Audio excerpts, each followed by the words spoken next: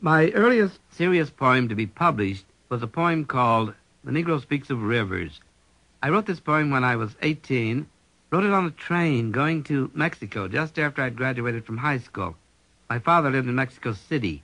On the train, as we crossed the Mississippi River just outside St. Louis, sunset time, I saw this great muddy river flowing down toward the heart of the South, and I began to think about what it had meant to the Negro people in the past.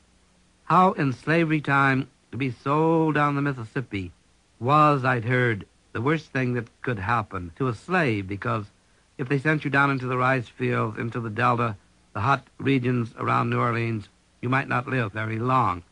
And then I remembered reading that Abraham Lincoln, as a young man, had gone down the Mississippi.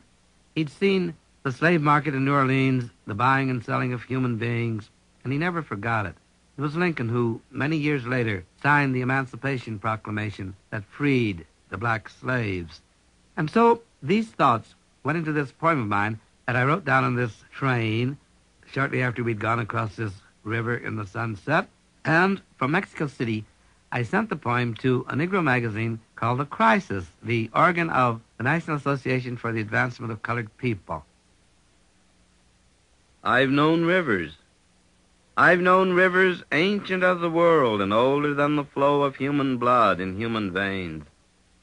My soul has grown deep like the rivers. I bathed in the Euphrates when dawns were young. I built my hut near the Congo, and it lulled me to sleep.